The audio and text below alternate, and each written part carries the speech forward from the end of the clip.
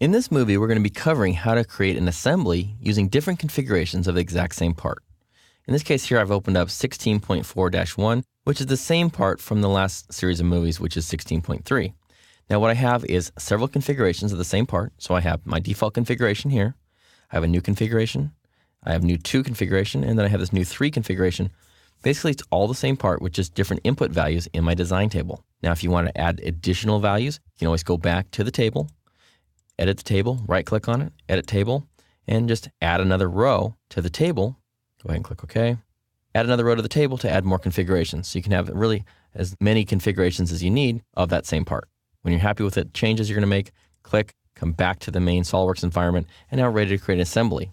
Now, go up to File, Make Assembly from Part, brand new assembly here. And first things first, I'm going to bring in that first part, click OK, and here's my assembly. Now, first thing, before I do anything else, is go ahead and click on Save.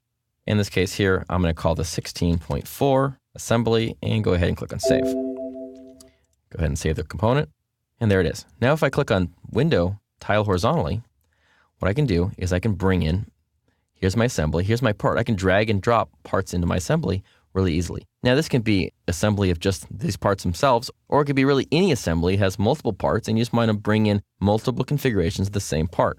Well, what I can do over here is, in my original part, I can click on the different versions of it. Then as I bring that into the original assembly, it just brings in a different configuration of the same part. Same thing, click on New. Here it is again, drag that thing in.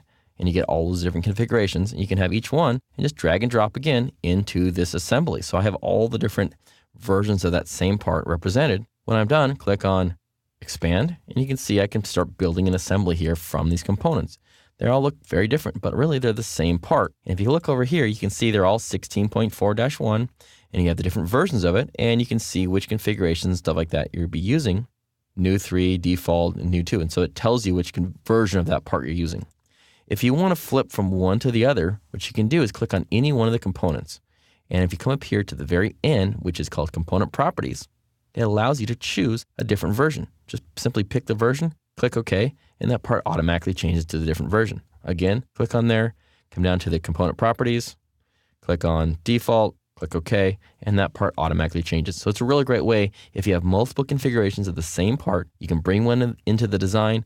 If the design evolves, you need to do a different length. A great example is maybe using a bolt that has different lengths. Maybe it's got a 1 inch, or 1.5 inches, and a 2 inch, and you're working through the design changes, the parts get thicker, you need to change to a different length. Just as easy, choose the part, click on the part, come down to Component Properties, pick a different length, and away you go. Really quick way to create complex assemblies using the design tables and part configurations.